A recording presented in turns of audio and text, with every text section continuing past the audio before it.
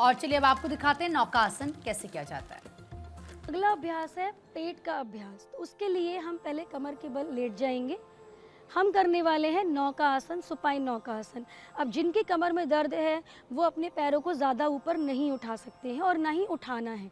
तो आपको अपने पैरों को ज़मीन से सिर्फ 20 डिग्री लिफ्ट करना है। तो सबसे पहले अपने दाएं पैर को 20 डिग्री लिफ्ट करेंगे। अब यहीं पे ही आपको श्वास भरते हुए पैर को ऊपर उठाना है, श्वास छोड़ते हुए पैर को ज़मीन पे टच करना है। फिर श्वास भरते हुए ऊपर उसी पैर से करेंगे और फिर श्वास छोड़ते हुए नीचे। इस प्रक्रिया को कम से कम आपने 10 बार करना है। तो आप महसूस करेंगे कि जब आप इसको हल्का हल्का कर रहे हैं तो आपके पेट पे हल्का हल्का खिंचाव महसूस होगा। अब इसी को ही दाएं से 10 बार करने के बाद हम दूसरे पैर से भी करेंगे। श्वास भरते हुए ऊपर, श्वास छोड़ते हुए नीचे। ध्यान रहे जिनको कमर का दर्द है वो पैर को इससे ज़्यादा ऊपर नहीं लेके जाएं, क्योंकि अगर वो इससे ऊपर लेके जाएंगे तो उनके कमर पे प्रेशर पड़ेगा। तो कमर पे किसी तरीके का प्रेशर आपको नहीं लेना है।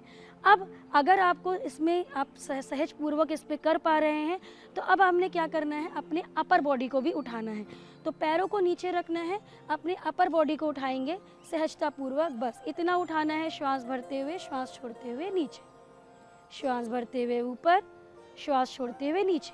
तो जब हम पैर उठा रहे थे तो जो हमारा पेट की जो नीचे वाली मसल्स थी उन पे काम हो रहा था। अब जब हम ऊपर से उठा रहे हैं तो ऊपर वाली मांसपेशियों पे काम हो रहा है। इसको भी हमको, इस अभ्यास को 10 बार करना है। अब हम करेंगे दोनों को साथ में, उसमें हमको रुकना है। तो पहले बॉडी को ऊपर उठाएंगे, अब अपने दोनों पैर को उठा देंगे, ज़्यादा ऊपर नहीं, बस इतना ही करना है। अब आप महसूस करेंगे कि आपके पेट की जितनी भी मांसपेशियां उन पे आपका खिंचाव पड़ रहा है। अब कुछ लोगों को हो सकता है इसको करने में दिक्कत आती हो, तो आप क्या कर सकते हैं, आप एक पैर को नीचे रख सकते हैं, एक पैर को ऊपर।